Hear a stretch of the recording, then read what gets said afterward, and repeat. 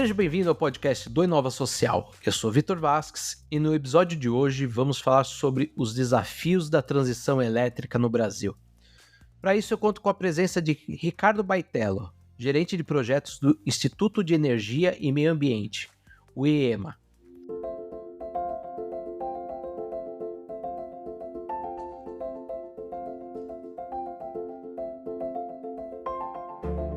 Ricardo, seja bem-vindo.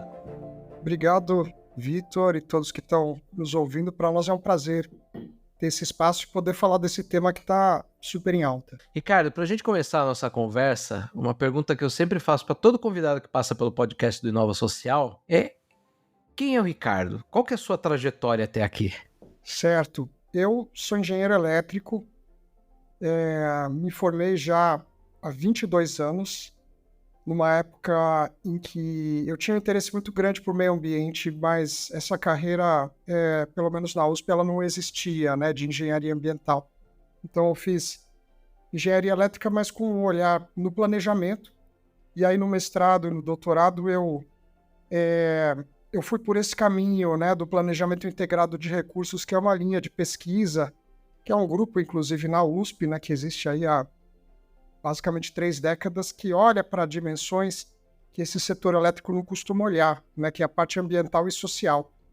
E no meio desse processo eu fui parar no Greenpeace, trabalhei por 13 anos lá, coordenando a campanha de clima e energia, muitos assuntos, né, desde hidrelétricas na Amazônia até geração nuclear, pré-sal, muitos assuntos, né, essa exploração polêmica de petróleo na margem equatorial. E depois tive uma passagem pela Associação Brasileira de Energia Solar, trabalhei muito essa parte aí da solução, que a gente vai falar um pouco mais, energia eólica, solar, e estou aqui no IEMA há 3 anos, né, cuidando dos projetos do setor elétrico, né? Então a gente tem uma frente aí para termoelétricas e tem uma parte também que é universalização do acesso, né? Quais são as medidas para a gente levar energia para essa população remota na Amazônia, que é por volta de 1 milhão de pessoas. Então é um pouco do que a gente faz. Antes da gente falar sobre o relatório publicado pela Coalizão de Energia Limpa, que vai ser um dos grandes focos dessa conversa, eu queria que você explicasse um pouquinho mais o que é o IEMA, né, para quem não conhece, para quem está nos ouvindo aqui, nunca ouviu falar sobre o Instituto, e sobre o papel da Coalizão Energia Limpa, né? O que é também a coalizão e qual que é o papel dela?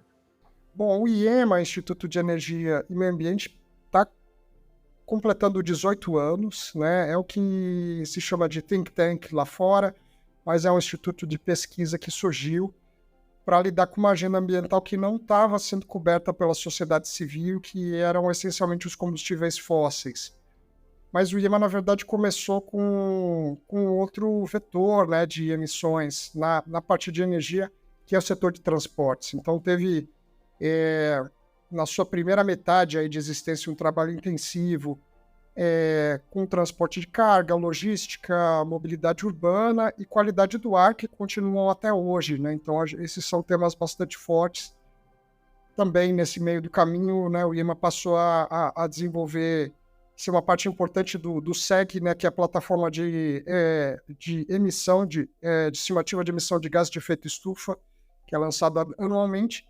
E a parte de energia, né, que é o que a gente coordena, tem uma parte para termoelétricas movidas a combustíveis fósseis, então a gente faz um pouco o monitoramento das termoelétricas que são oferecidas para leilão, são licenciadas, e a gente tem desde boletins até inventários, né, para fazer um pouco esse ranking, né, de onde estão essas termoelétricas, quais são as tecnologias que elas usam, quanto elas emitem. E, em paralelo a esse trabalho, a gente tem um trabalho que está crescendo cada vez mais na Amazônia, que é um trabalho dedicado à universalização do acesso à energia, né? Então, isso é uma lei no Brasil, as pessoas têm o direito de terem acesso, mesmo que elas estejam em regiões isoladas, né, do Brasil. E a gente tem focado nesse trabalho, nós estimamos a quantidade dessa população isolada e remota, que é em volta de 1 milhão de pessoas. A gente tem trabalhado com outras organizações, uma outra rede que se chama Rede Energia e Comunidade, no sentido aí de tentar dar um subsídio, né, um suporte para que essa meta possa ser atendida.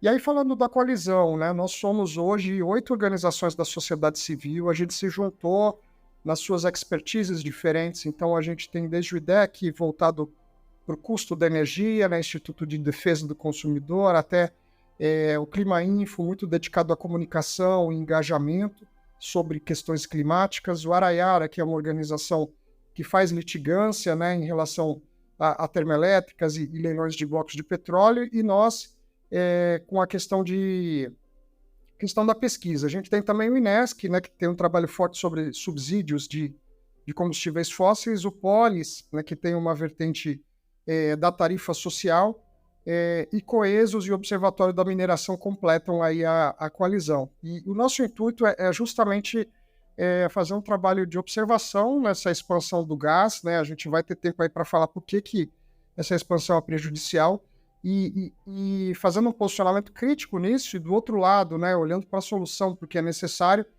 o que a gente acredita que seria uma solução justa e necessária para o Brasil, né, contribuir para esse processo global no qual a gente descarbonize as nossas matrizes, não só elétricas, mas energéticas, né, no mundo inteiro.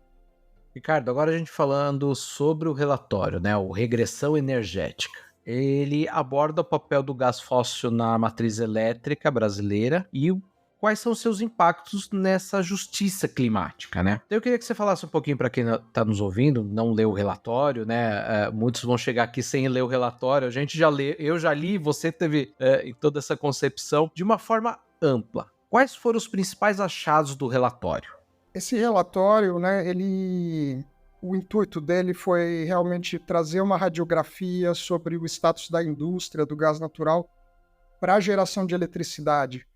A gente sentia tanto que não tinha um trabalho focado da sociedade civil no gás natural, né? Claro que o Araiara e a 350 já tinham trabalhado com a questão do fraturamento hidráulico, né, dos impactos que isso provoca, mas a gente sentia que tinha essa lacuna para a gente preencher. Então, o relatório ele tem algumas partes. Primeiro, ele traz um panorama mesmo do que aconteceu nos últimos 20 anos no setor elétrico, como o gás foi se expandindo ao longo do tempo. Então, ele fala, né, ele tenta jogar luz sobre um pouco da legislação e da regulação brasileira que deram privilégio para o gás, né, como é que esse crescimento está sendo disputado com as energias renováveis. Ele traz alguns casos emblemáticos, a gente trouxe 4 exemplos diferentes distribuídos pelo Brasil de termoelétricas que estão sendo construídas com alguns problemas, né, de transparência, de processo que inclua, né, os afetados, e também problemas em relação à obtenção, né, e da licença ambiental.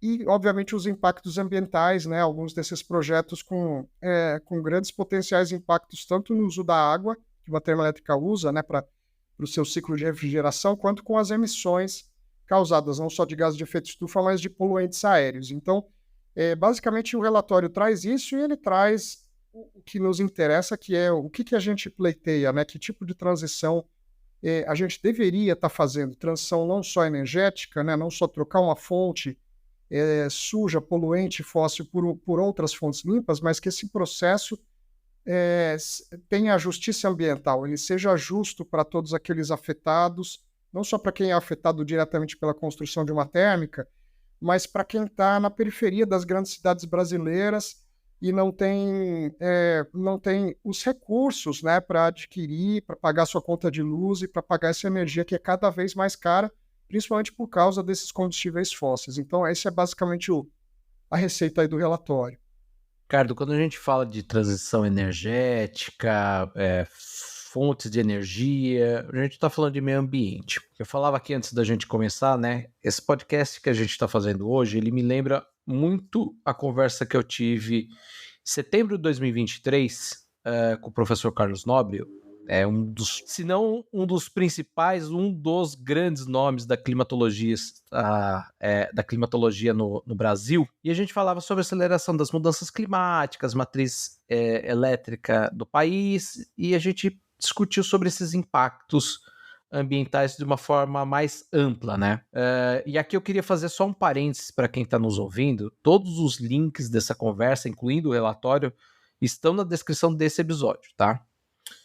Mas, voltando ao relatório da coalizão, uma das críticas mais fortes do relatório, pelo menos que eu percebi, é como que a expansão do gás fóssil pode atrapalhar essa transição energética do Brasil. É até curioso a gente estar falando aqui em gás fóssil no momento que a gente poderia estar falando de energia solar e de tantas outras fontes, né? E eu queria que você explicasse um pouquinho como que isso acontece, quais são os riscos associados a isso, né? A expansão do gás fóssil. A gente, enfim, quem tem acompanhado aí as notícias recentemente tem uma grande discussão. Agora, nas últimas semanas, voltamos a falar novamente, principalmente extração de petróleo ali na região da Amazônia. Então, eu queria que você falasse um pouquinho sobre esses riscos associados. Acho que é bem importante, né, dar um pouco dessa dimensão, né? O Brasil, de 20 anos para cá, teve um episódio, né, há 20 anos de risco, né, e chegou a ter um racionamento de fato de energia, e nesses 20 anos promoveu uma série de mudanças, né, reestruturou o setor elétrico, colocou as bases, né, para o nascimento da indústria de energia eólica primeiro e solar depois. Então, a matriz elétrica que a gente tem hoje é completamente diferente daquela que a gente tinha em 2000, 2001, 2002, é mais do que 2 vezes o tamanho daquela. Em paralelo a isso, o gás tem sido também uma grande discussão, né? A gente acompanhava, né, nessa época, né, era ainda o governo Fernando Henrique, então tinha uma questão do gás que era importado da Bolívia e de como ele poderia ajudar a industrialização brasileira, né, como seria esse desenvolvimento, né? A questão é que, por uma série de motivos, né, essa infraestrutura do gás, né, vamos dizer, essa capilarização, interiorização dos gasodutos, ela nunca aconteceu da maneira que o setor queria, né? Então, o gás tem uma grande utilidade no setor industrial e hoje tem um pouco uma situação aí de ovo e galinha, né? Do setor ainda está defendendo a expansão dessa estrutura, mas sem ter uma demanda para justificar essa expansão. Então, o gás é vendido a um preço caro, o setor industrial reclama, né, que poderia estar usando gás para reduzir o uso de outros combustíveis, como carvão, né, que emitem um pouco mais, e o gás está querendo, vamos dizer, fazer a sua lição de casa usando o setor elétrico, ou seja, um jargão meio técnico, né, mas ancorar ou vincular essa demanda que não acontece no setor elétrico, nas termoelétricas. E aí é que está a grande questão. Quando a gente tem o uso e a contratação de termoelétricas para gerar eletricidade, a gente está ocupando um espaço que vem sendo cada vez mais ocupado pelas duas fontes renováveis de maior viabilidade hoje, que são a eólica e a solar. Elas são as duas mais baratas, são as duas que têm maior contratação nos leilões, têm mercados na casa das dezenas de bilhões de reais, então movimentam empregos, têm indústrias estabelecidas, e elas têm uma participação crescente na matriz elétrica, né? Hoje, se você somar eólica e solar, você tem mais de 30% da matriz. Antes a matriz era quase toda hidrelétrica, complementada por um pouco de térmicas fósseis, e hoje essas térmicas fósseis já estão atrás de eólica e solar. Isso é uma boa notícia, mas o paradoxo disso tudo é que o que vem sendo viabilizado para o gás, né, a gente vai falar um pouco mais, seja no Congresso, seja pelos agentes do setor elétrico, além de ser uma contratação mais cara, que onera a conta de luz para todos nós, toma um espaço que naturalmente estava sendo ocupado por essas fontes renováveis. Quando a gente fala que compromete a transição, a gente tem um ritmo que é lento, né, dos setores de infraestrutura. Se eu contrato uma térmica agora, ela vai operar por 15 anos, podendo ser 20 ou podendo ser mais. Né, uma usina nuclear, por exemplo, ela opera por 40 anos. Angra 1 vai sair do sistema em tese ano que vem, se não tiver uma extensão da vida útil. Então, essas térmicas, né, parte dessas térmicas que estão sendo contratadas e aprovadas, elas vão entrar no sistema nesses próximos 4 anos e vão ficar no sistema até depois de 2040, quando o Brasil já deveria ter feito a lição de casa e tirado toda a geração térmica fóssil de circulação. Então, por isso que a gente diz que essa discussão, tanto das térmicas quanto dos gasodutos, ela atrasa o planejamento que o Brasil já deveria estar tendo para chegar em 2050 livre de carbono e livre de geração fóssil.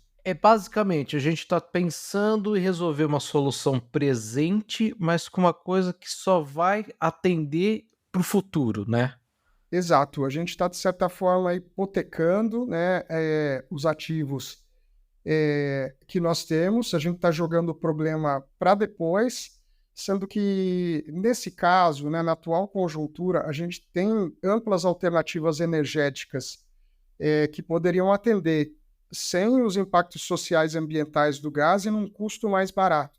Então, é uma situação paradoxal, onde existe um lobby no Congresso para o gás fóssil, um lobby pequeno, mas um lobby muito efetivo, que não atende aos interesses da sociedade e não atende aos interesses de muitas das associações do setor elétrico, né, que tem como premissa básica, né, você expandir o sistema de uma maneira racional e de uma maneira econômica, né? Então, esse aspecto da tarifa é um aspecto muito importante, porque por mais que a gente não tenha racionamento futuramente no Brasil, a gente acaba tendo uma restrição pelo custo, né? Então, é provado que tem camadas sociais que não estão conseguindo pagar sua conta de luz, não estão conseguindo pagar o botijão de gás e tem que fazer uma escolha entre pagar a cesta básica e pagar a luz, né? Então, esse é um problema não só ambiental para quem está perto dessas usinas ou perto da extração de gás, mas para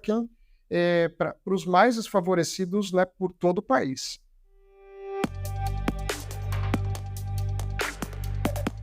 Ricardo, a gente já vai falar de políticas públicas, mas antes eu queria te fazer uma pergunta. Você que tem uma experiência no setor de energia solar e tudo mais, a gente sabe que o setor de energia solar não recebe, e aí eu posso estar enganado, mas pelo menos essa é a minha impressão, não recebe nem, sei lá, um pequeno percentual de subsídios que outros setores recebem, né? A gente falar em sistema off-grid, não é um caminho para a gente poder falar dessas tarifas sociais, de levar essas energias para onde a gente não tem?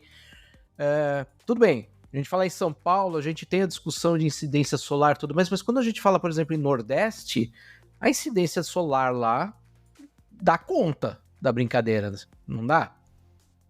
Esse é um ótimo ponto, né? O que você está trazendo é que a gente tem um país bem heterogêneo. Nós temos o maior sistema interligado do mundo, né? Outros países de extensão territorial grande, como Austrália, Estados Unidos ou Canadá, têm mais sistemas de tamanho menor. E a gente tem um sistema interligado desde o sul, desde o Rio Grande do Sul até o Nordeste, um sistema único. Nesse sentido, o sistema consegue atender a todo mundo, né? Você consegue, com as linhas de transmissão e distribuição, levar energia e ter até uma redundância dessa energia para boa parte da população brasileira, coisa que a gente não tinha 20 anos atrás e que causou esse racionamento. Então você consegue fazer esse intercâmbio de energia de norte a sul e vice-versa. E o fato da gente ter uma matriz mais diversificada ajuda a isso. Então, a gente tem períodos do ano que são mais favoráveis para o vento, né, das eólicas no Nordeste, e períodos do ano que são favoráveis para a biomassa, né, de cana-de-açúcar no Sudeste, no Centro-Oeste, em Pernambuco, por exemplo. E, além de tudo isso, a gente tem uma parte do Brasil que está à margem, né, que é principalmente a região norte, onde a gente tem ainda por volta de 1 milhão de pessoas sem acesso. Esse número, se for atualizado, fatalmente vai ser maior. Nesse caso, sim, a gente faria muito sentido. O que faz mais sentido são os sistemas off-grid, porque a gente está falando de regiões desafiadoras do ponto de vista logístico. Algumas regiões você precisa viajar 5 dias de barco para chegar. A gente está falando do Acre, está falando ali dos extremos do estado do Amazonas e do Pará. Então, nesse caso, a boa notícia é que esses sistemas de energia solar de pequeno porte com as baterias, eles já são cada vez mais baratos, né? A bateria está caindo de preço no mundo, e eles já passam a ter viabilidade em comparação ao preço que se paga nos grandes centros urbanos. Então, eu acho que não tem uma receita única. Se você está num centro urbano, ainda vale a pena você estar conectado à rede e não demandar o uso da bateria, mas talvez no futuro, né? Aí já é, na verdade, uma outra discussão. vai ter espaço também para bateria, para a gente ter uma segurança maior no suprimento da energia e até uma gestão maior, né, de conseguir armazenar energia numa hora do dia e poder usar essa energia numa hora em que a tarifa é mais cara. Então, a bateria é um outro universo aí que tem um papel central na transição, mas que a gente pode expandir um pouco depois. Você falou aí das regiões do norte, né, que tem às vezes até dias de viagem, dependendo como que você vai, né? Mas também tem a questão do impacto da construção de rede, né? Também não dá para a gente passar simplesmente ali a máquina, falar assim, aqui a gente vai construir a rede, sendo que a gente tem ali, por exemplo, floresta amazônica no meio do caminho, que a gente não pode destruir só para poder levar energia. Então, acho que isso que você falou é muito interessante. Falando de políticas públicas, o relatório menciona a privatização da Eletrobras e as implicações para a política energética nacional. Porque aí a gente volta um pouquinho, talvez não seja uma questão de lobby, mas de conflitos de interesse, vamos assim chamar, né?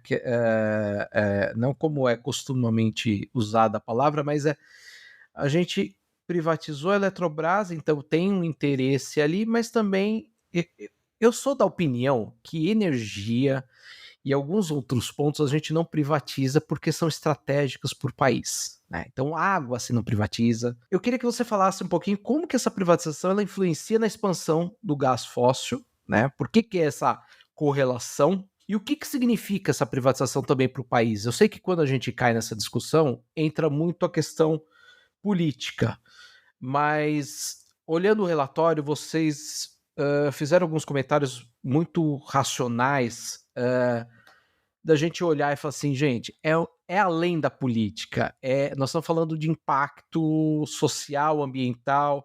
Eu queria que você falasse um pouquinho sobre esse ponto. Certo. De fato, né, a privatização é bastante delicada, ainda mais se falando da Eletrobras, que controla uma parcela significativa, né, da parte hidrelétrica da matriz brasileira e outras formas de geração de energia. Então, por si só, já é um tema delicado que veio do governo anterior, né, que tinha essa sanha de privatização. Infelizmente, aconteceu, né? Então, o governo Lula tenta equacionar se tem alguma forma, né, de se voltar atrás, mas o nosso ponto de impacto, né, para além desse mérito, foi justamente o que vem acontecendo nos últimos anos com maior intensidade, que é a história dos jabutis, né? Esse conceito que se acredita que veio até do Ulisses Guimarães, que é quando você está discutindo um projeto de lei ou uma medida provisória, você tem emendas sendo propostas que não têm nada a ver com o objeto que está sendo discutido, pegando carona, né, numa aprovação mais rápida, que foi o caso da lei da Eletrobras ou de outras medidas provisórias dos últimos anos. Então, alguns parlamentares, né, com lobby por trás, têm proposto essas emendas. No caso da privatização da Eletrobras, foi incluída uma emenda que consta da lei, ou seja, vai ter que ser cumprida, que é a contratação obrigatória de 8 gigawatts de térmicas a gás fóssil em diferentes regiões do Brasil. Isso traz uma série de absurdos, né? Porque normalmente o que tem funcionado muito bem aí nos últimos 20 anos, no esquema de leilões, né, de usinas, projetos de energia, é que são contratados os projetos que fazem mais sentido da perspectiva logística, do custo, né, e da localização. Ou seja, os que vão ter menor custo e vão entregar maior quantidade de energia.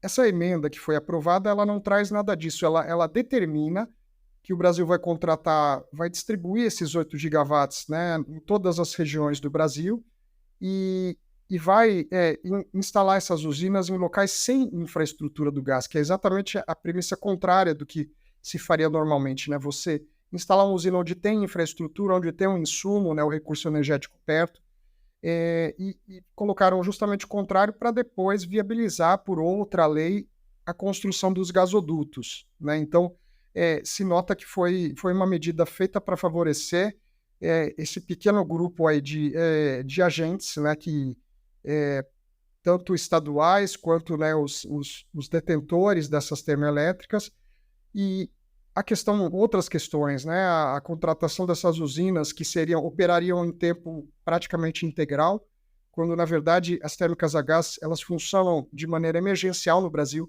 Elas entram quando os reservatórios estão baixos, quando não está ventando, quando não tem sol, então elas são o que se chama de backup. Então tem uma série de contrassensos, né, de você contratar uma energia mais cara para funcionar por tempo integral, e aí mais uma vez aquilo que a gente estava falando no começo. Quando essas usinas estão operando em tempo integral, elas estão roubando o espaço da eólica e solar.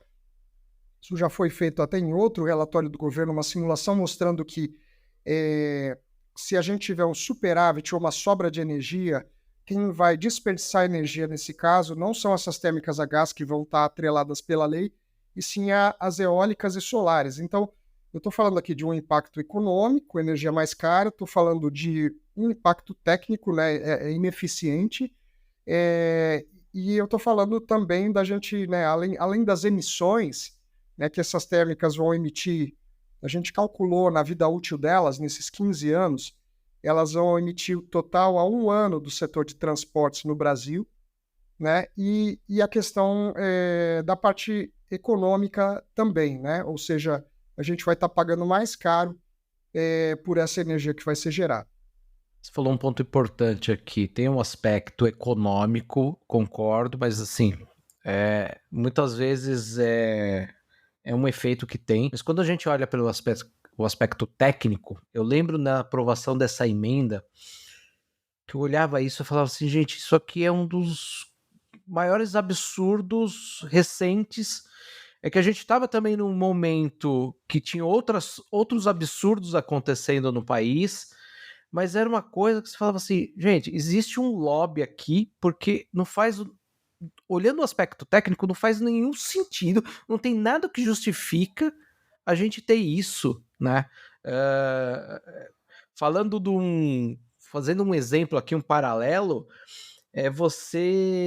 como que eu posso dizer, você ir comprar num supermercado muito mais longe da sua casa só porque o proprietário daquele supermercado é seu amigo, né? Então você vai pagar mais caro, você vai usar mais transporte, você vai ter impacto social, você vai ter um impacto ambiental, mas não faz nenhum sentido, né? Eu queria comentar isso contigo, que você aqui, eu acho que você deve ter tido a mesma sensação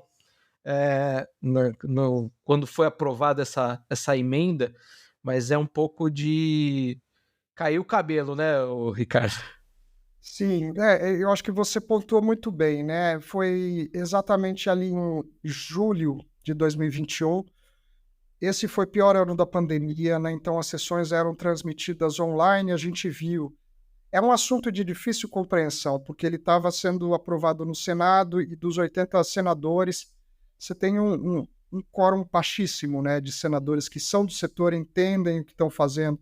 Na época, o Jean Paul Prates, que é o ex-presidente da Petrobras, era esse senador que estava fazendo uma defesa contra essa aprovação, e os outros senadores claramente não estavam na mesma página, eles estavam ali com um nível de discernimento baixo, né, do que aquilo ia representar para todos, e eu acho que foi muito boa a sua analogia. Realmente, a grande sensação do setor elétrico é que ele era um setor um pouco pautado pelo executivo, pelo legislativo, né, as decisões aconteciam no Ministério, da ANEEL, que é a Agência Nacional de Energia Elétrica, é um setor, de certa forma, com um nível de transparência, um nível de informação e até um grau de investimento, até falando aí para quem olha a linguagem do mercado, né, um grau de investimento razoável, né, no contexto brasileiro.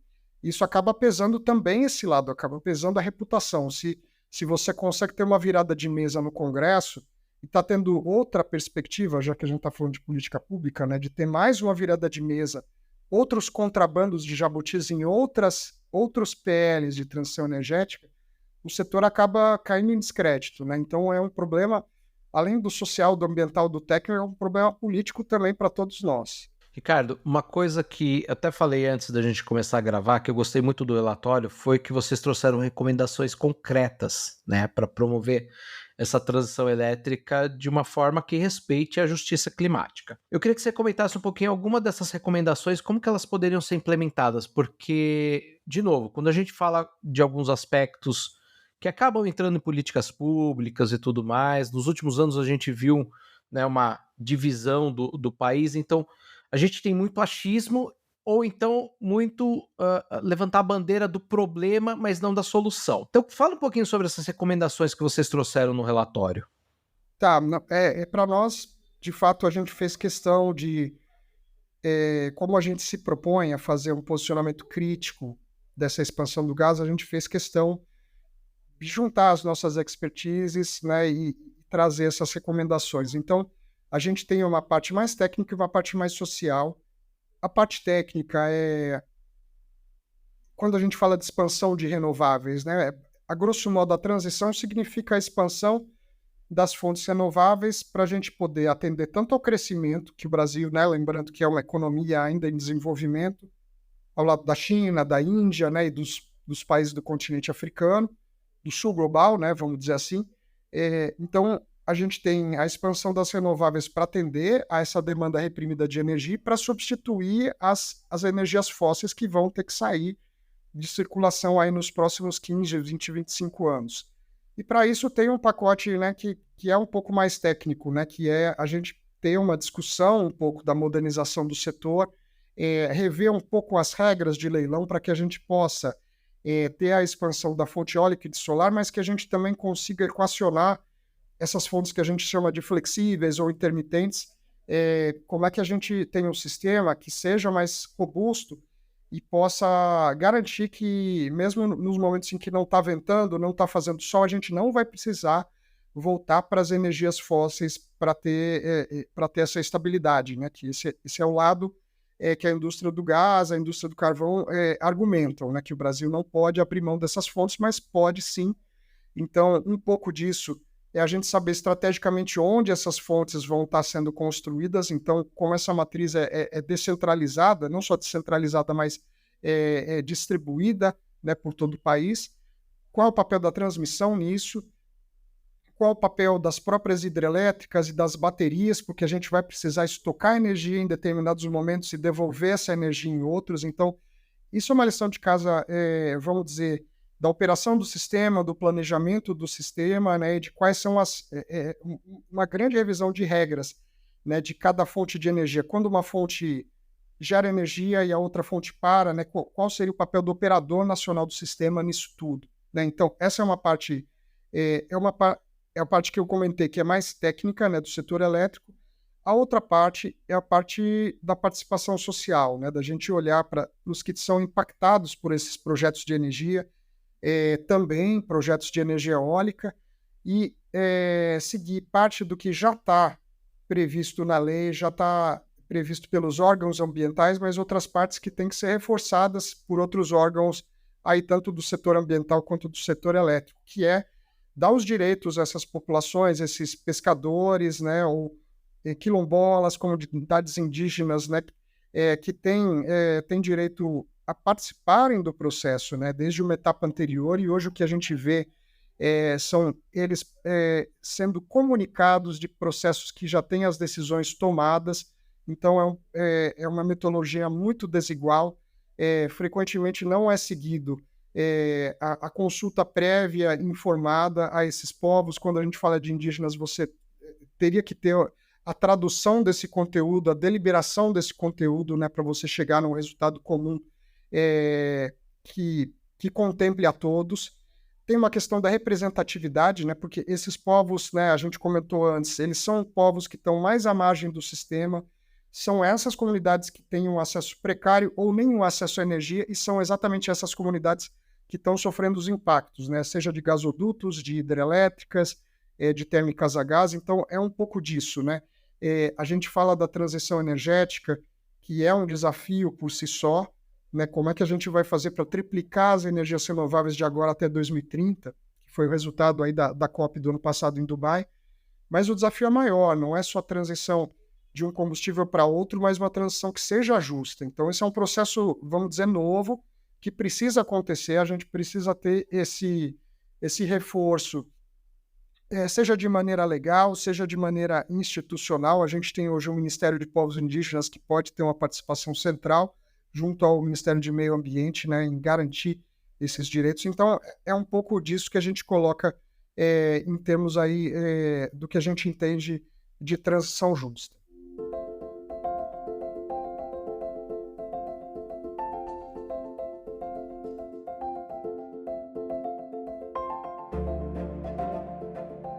Legal você trazer essa discussão em relação aos povos originários, esses impactos que essas comunidades têm. Eu confesso que eu queria ter mais tempo aqui para a gente aprofundar nesse tema, porque eu acho que aqui tem uma coisa que foi o que você falou, são as pessoas que estão sendo mais impactadas por toda essa transição, né? Mas o tempo é curto e eu queria encerrar fazendo uma pergunta que já é um pouquinho mais extensa aqui também. Para além do título de gerente de projetos, de participante da coalizão, você é uma pessoa, é um especialista que você contou aqui no início da nossa conversa, tem uma larga experiência nesse setor. Na sua visão sobre o futuro da energia no Brasil, tá? Com base nos desafios atuais que a gente tem, você acredita que é possível a gente caminhar para uma matriz energética mais limpa e justa? Ou a gente vai ter que mudar a direção desse carro aqui, assim, para muito longe para poder chegar no mínimo que a gente espera? Olha, esse é um ótimo ponto. Eu costumo dizer que eu sou otimista nesse sentido. O Brasil tem uma posição bastante privilegiada em relação às outras maiores economias do mundo de fazer a transição. E, na verdade, a missão do Brasil não é só atender a transição, vamos dizer, urbana e as comunidades isoladas. Aqui eu já estou falando de duas missões, mas tem a terceira, que é qual o papel do Brasil na transição global. E é essa discussão que faz parte desse xadrez, né? Então, o Brasil ainda precisa decidir, isso está muito em aberto, né? Você vê o governo federal falando, você vê o BNDES falando da vocação do Brasil, né? O Centro Brasileiro de Relações Internacionais lançando seu próprio cenário. Tem um ponto em aberto, que é o hidrogênio, que é um dos grandes vetores aí da descarbonização global, principalmente para o setor de transportes. Então, uma pergunta é, o que o Brasil vai fazer? O Brasil tem tudo para produzir esse hidrogênio com energia eólica e solar, mas o Brasil vai usar esse hidrogênio internamente para sua descarbonização, vamos dizer, do setor de transporte de carga, dos caminhões, ou vai fornecer esse hidrogênio para a comunidade europeia fazer a sua descarbonização? Então, eu diria que dá para fazer as duas coisas. Na trajetória que a gente tem de eólica e solar, a gente consegue atender a eletrificação, que se fala muito, né, que vai acontecer no transporte de passageiros, ou seja, tanto o transporte individual quanto o ônibus. E a parte dos caminhões, a gente tem a decisão a tomar se a gente vai pelo hidrogênio ou se a gente vai pelos biocombustíveis, né, que a gente precisaria de uma mudança de rota, como você mencionou, muito maior para ir para o hidrogênio, mas a gente pode manter o caminho aí do etanol e do biodiesel por mais tempo, num caráter menos disruptivo. Então, eu estou falando até agora da transição energética. Agora, falando da transição justa, eu também acredito que é possível incorporar esses critérios.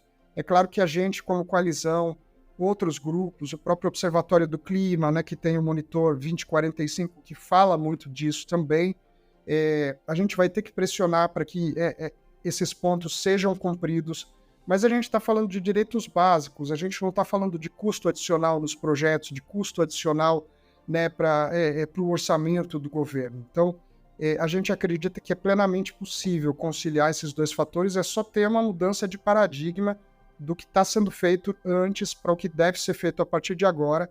Mas, mais uma vez, né, o Brasil se beneficia, né, ganha se implementar antes essa transição do que outros países. Não só a sociedade ganha, né, como a balança comercial ganha, como também os produtos, né, que o Brasil vai poder passar a exportar o hidrogênio verde, hidrogênio de menor teor de carbono e outros produtos produzidos nacionalmente, né? Então, a taxa, né, o impacto do crédito de carbono, né, o próprio Carlos Nobre deve ter comentado isso tende a pesar cada vez mais. Então, eu acredito que seja uma trajetória que é uma questão de decidir mesmo, de política de Estado, mas ela é totalmente possível, sem dúvida.